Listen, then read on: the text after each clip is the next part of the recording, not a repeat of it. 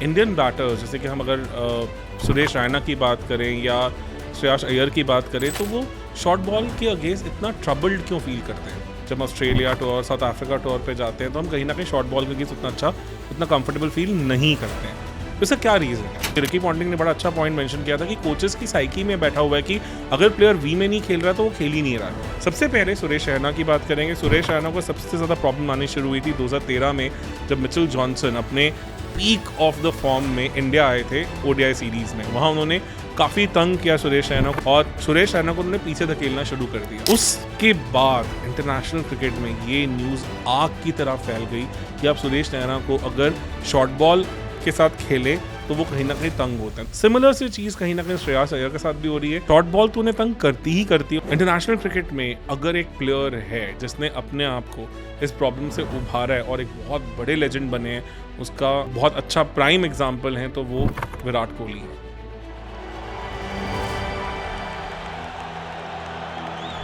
Hello दोस्तों, finally फिर से आपके साथ जुड़ने का एक और मौका मिला है।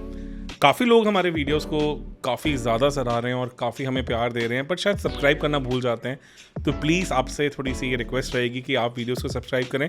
चैनल में सब्सक्राइबर्स बढ़ेंगे तो हमारे लिए और बहुत कुछ अनलॉक करना आसान हो जाएगा।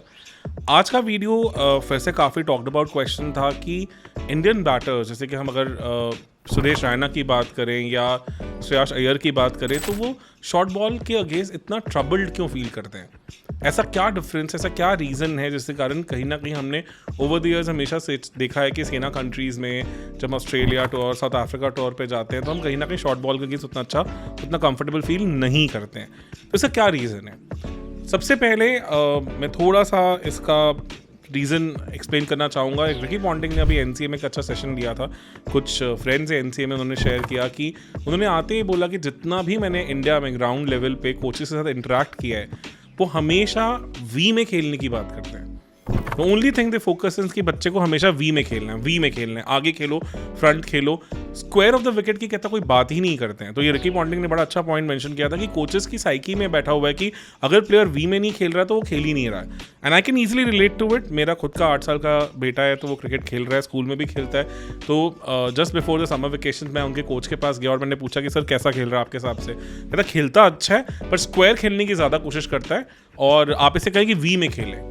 तो मुझे भी थोड़ा लगा कि इम्पॉर्टेंट है अर्ली एज पर अगर आप कहीं ना कहीं स्क्वायर ऑफ द विकेट खेलना सीख जाएं, शॉर्ट बॉल का आपसे डर निकल गया, आपको पुल कट्स ये मारने आ गए, हुक मारना आ गया, तो I think that's a very big step forward. But somehow coaches early ages में इन चीज़ों में बिल्कुल काम नहीं करते। फ़र्क क्या होता है कि अर्ली एज जब आप 8-9 साल के अपना बेस फाउंडेशन ईयर्स में है क्रिकेट में, तो आपकी मसल मेमोरी में वो चीज़ें इंग्रीड होनी शुरू हो जाती हैं। इंग्रेन हो गया जो भी चीज़ें, वो कभी भी दोबारा इतनी जल्दी जाता नहीं है। जो चीज़ फिक्स हो गई अगले 15 साल 16 साल जब तक आप एक पके हुए प्लेयर बन के अच्छे लेवल पे आएंगे, तब तक आप उसी माइंडसेट के साथ चल रहे हैं कि आपने फ्रंट फुट पे आना है और वी में गेम खेलना है। प्रॉब्लम क्या होता है कि जब शॉर्ट बॉल आनी शुरू होती है तो एकदम से आप अपने जो इनिशियल ट्रिगर मूवमेंट्स हैं उनको करेक्ट करने की कोशिश करते हैं। जनरली अगर आप फास्ट बॉलिंग के अगेंस्ट देखें तो दो ही तरह के ट्रिगर मूवमेंट्स हैं जो आपको काम आएंगी। थोड़ा सा फ्रंट फुट प्रेस जो जनरली बहुत कम बैट्समैन करते हैं, बिकॉज अगर शॉर्ट बॉल आ गई तो आपके पास उतना टाइम नहीं होगा। फ्रंट फुट पे शॉर्ट बॉल को खेलने की कैपेबिलिटी बहुत रेयर है। इंडियन क्रिकेट में अगर मैं प्रेजेंट सिनारियो में बोलूँगा तो एक ही प्लेयर मुझे नज़र आता है जो ऐसा कर पाते हैं, वो हैं रोहित शर्मा। थोड़ा बहुत शुभमन गिल भी कर लेते हैं, but Rohit Sharma is exceptional in that. वो फ्रंट फुल पे भी बॉल को पुल कर देते हैं, that's because of his exceptional skill. उनकी आई, उनकी मतलब जो एबिलिटी टू जज द बॉल है वो नेक्स्ट लेवल है, that is why he is able to do that. Otherwise batsman most of the time थोड़ा सा अक्रॉस जाने की कोशिश करते हैं, थोड़ा उनका अक्रॉस प्रेस रहता है, बैक एंड क्रॉस थोड़ा जाने की कोशिश करते हैं, जिससे वो थोड़ा सा अपने आप को टाइम दे सके कि शॉर्ट बॉल है तो वो बैक फुट पे अपना वेट ट्रांसफर करे और अगर बॉल आ गया तो फ्रंट फुट पे आ सके। तो अगर आपने तेंदुलकर को भी देखा होगा वो थोड़ा सा आपका बैक एंड क्रॉस मूव करते हैं, विराट कोहली का भी यही। और अगर आपने MS धोनी को भी देखा हो तो वो फास्ट बॉलर्स के अगेंस्ट थोड़ा बैक एंड क्रॉस मूव करते हैं। स्पिनर्स के अगेंस्ट MS धोनी का थोड़ा सा फ्रंट फुट प्रेस होता था, बट फास्ट बॉलिंग के अगेंस्ट वो इसी तरह से चलते थे, जिससे उनके पास एबिलिटी रहती है कि वो शॉर्ट बॉल पे अपना बैकफुट पे वेट ट्रांसफर कर सके और जो बॉल आगे है उस पर भी उनके पैर चल सके। As I said, only difference that I have seen is Rohit Sharma, जो फ्रंट फुट पे भी पुल करने की कैपेबिलिटी रखते हैं और वो एक्सेप्शनल टैलेंट है। ऐसा होना इतना ईजी नहीं है। इंटरनेशनल क्रिकेट में से कितने प्लेयर्स हैं, अगर आप पुराने एरा से बात करें तो आपको रोहित के जैसे प्लेयर्स में एक रिकी पॉन्टिंग दिखेंगे, या टू एन एक्सटेंट शायद विविन रिचर्स दिखेंगे, और बहुत प्लेयर्स नहीं। इवन तेंदुलकर का भी थोड़ा back and cross sideways press रहता था फास्ट बॉलिंग के अगेंस्ट। तो इससे अब जो प्लेयर्स फास्ट बॉलिंग के अगेंस्ट शॉर्ट बॉलिंग बचपन से नहीं खेलते आ रहे, उनके लिए क्या चीज़ें डिफरेंट और किस तरह से डिफरेंट हो जाती हैं। सबसे पहले सुरेश रैना की बात करेंगे। सुरेश रैना को सबसे ज़्यादा प्रॉब्लम आनी शुरू हुई थी 2013 में, जब मिचेल जॉनसन अपने पीक ऑफ द फॉर्म में इंडिया आए थे ओडीआई सीरीज़ में। वहाँ उन्होंने काफ़ी तंग किया सुरेश रैना को, इवन युवराज सिंह भी तंग हुए थे उनकी शॉर्ट बॉलिंग पे, और सुरेश रैना को उन्होंने पीछे धकेलना शुरू कर दिया। उसके बाद इंटरनेशनल क्रिकेट में ये न्यूज़ आग की तरह फैल गई कि आप सुरेश रैना को अगर शॉर्ट बॉल के साथ खेले तो वो कहीं ना कहीं तंग होते हैं। तो सुरेश रैना ने एज अ टेक्निकली उसे फिगर आउट करने के लिए क्या किया, वो दो चीज़ें करते थे। फर्स्ट, वो बॉल की लाइन से बाहर आके रूम देके बॉल को क्लॉबर करने की कोशिश करते थे, मिड विकेट एरिया एक्सेस करने की कोशिश करते थे। वो हर टाइम इतना ईजी नहीं रह जाता। दूसरी चीज़ वो करने की कोशिश करते थे कि वो बॉल की लाइन के अंदर आके लेग साइड एक्सेस करने की कोशिश करते हैं, जिससे आपका कहीं ना कहीं फाइन लेग एरिया खुल जाता है। थोड़ा ज़्यादा सक्सेसफुल है ये, बट इसके साथ और भी कुछ प्रॉब्लम्स हैं जो आ जाती हैं।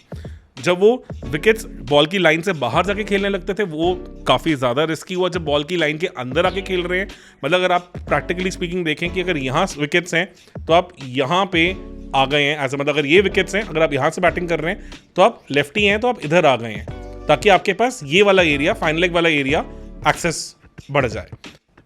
काफ़ी हद तक उनके लिए ये टेक्निक काम भी करी, उन्होंने काफ़ी अच्छा परफॉर्म किया। बट प्रॉब्लम इससे क्या होती है, इनफैक्ट 2014 का ठीक ठाक गया था। 2015 वर्ल्ड कप में उन्होंने जिम्बाब्वे के अगेंस्ट एक अच्छी 100 की, काफ़ी क्रिटिकल मैच में।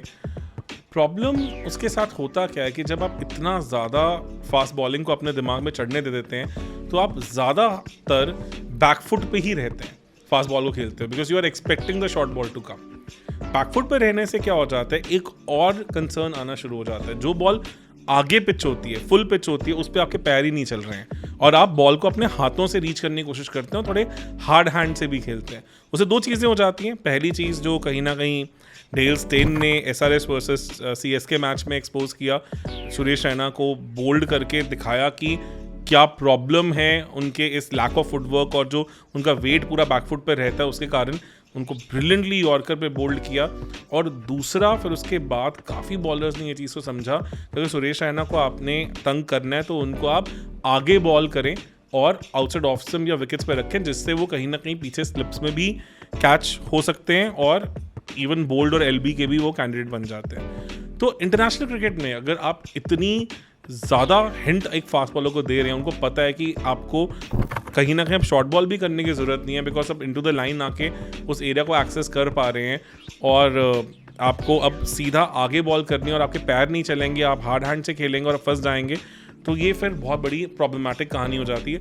सिमिलर सी चीज़ कहीं ना कहीं श्रेयस अय्यर के साथ भी हो रही है। शॉर्ट बॉल तो उन्हें तंग करती ही करती है, उनकी भी कोशिश होती है कि कहीं ना कहीं वो अब फ्रंट फुट पे आए रोहित शर्मा की तरह, शॉर्ट बॉल को फ्रंट फुट पे खेलने की कोशिश करें। बिकॉज वो उनका नेचुरल प्लेयर नहीं है तो कहीं ना कहीं वेट ट्रांसफर इतना अच्छा नहीं होता, इससे रिलेटिवली बॉल थोड़ी उनकी हवा में ज़्यादा जाती है। और हार्ड हैंड से जब वो बैकफुट पे खेलते हैं तो हमने वर्ल्ड कप फाइनल में भी देखा कि फिर वो कहीं ना कहीं कीपर को और पीछे स्लिप्स को पिक्चर में ले आते हैं। तो ये सब चीज़ों के चलते एक बहुत बड़ा कंसर्न बन जाता है जो लोग नेचुरल नहीं है when it comes to playing fast bowling. तो क्या इसका सोल्यूशन है, क्या करा जा सकता है?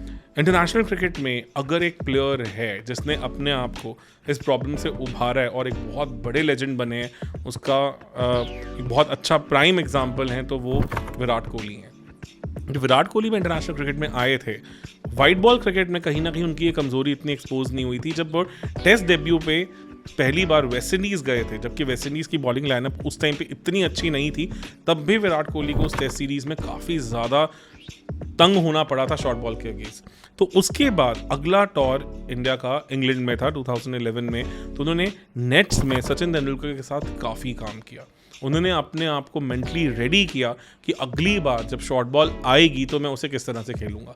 फिर जब इंडिया ऑस्ट्रेलिया गई, वहाँ पे वो एक उभरते हुए सितारे की तरह हमारे सामने आए। उन्होंने एडलेड में इतना शानदार 100 किया, पर्थ में वो काफ़ी एश्योर्ड लगे जो कि एक बहुत अच्छा बाउंसी ट्रैक है, और उसके बाद जो ओडीआई सीरीज़ आई वहाँ होबार्ट में उन्होंने आई थिंक ओडीआई क्रिकेट की one of the most legendary knocks में से एक नॉक खेल डाली। तो ये चीज़ कहीं ना कहीं आप वहाँ से सीख सकते हैं कि आपको एक बहुत सिग्निफिकेंट मेंटल एडजस्टमेंट तो बनाना ही बनाना पड़ेगा, बट आप एक टेलीग्राम नहीं भेज सकते हैं फास्ट बॉलर को कि हाँ आप इस चीज़ के बारे में वरिड हैं। तो वो टेक्निकल एडजस्टमेंट इतना ईजी नहीं है, that is more than the technical adjustment is also a mental adjustment, क्योंकि कहीं ना कहीं आपको अपनी मेंटालिटी में रीवर्क करने की ज़रूरत है, आप अपनी मसल मेमोरी को रीवर्क करने की ज़रूरत है कि आपको इस बॉल से अब डरना नहीं है, या इस बॉल पे पहले से ही नहीं सोचना कि मुझे इसके लिए प्रिपेयर रहना है। तो आपको कहीं ना कहीं जो आप सारी ज़िंदगी क्रिकेट खेलते आए हैं कि आपने अपनी मसल मेमोरी पे रिलाई किया और प्रोएक्टिविटी दिखाई है और रिएक्टिविटी दिखाई है बॉल के हिसाब से, तो आपको फिर से उन्हीं चीज़ों पे वापस जाने की ज़रूरत है। It's very difficult to do it, very easily said and done, ज़्यादा नहीं हो पाता, बहुत मुश्किल है। तो बडिंग क्रिकेटर्स के लिए एक चीज़ हो सकती है कि जब वो अपने फॉर्मेटिव ईयर्स में 8-9 साल के हैं, शुरू कर रहे हैं, तो जितना फोकस वो वी में खेलने के लिए कर रहे हैं उतना सेम फोकस वो स्क्वायर ऑफ द विकेट खेलने पे भी करें, बिकॉज इंटरनेशनल क्रिकेट आपकी ज़्यादा फ्रंट फुट पे फास्ट बॉलर्स नहीं खिलाएंगे, वो बैक फुट पे ही खिलाएंगे, तो आपको वहाँ एक्सेस करना आना चाहिए।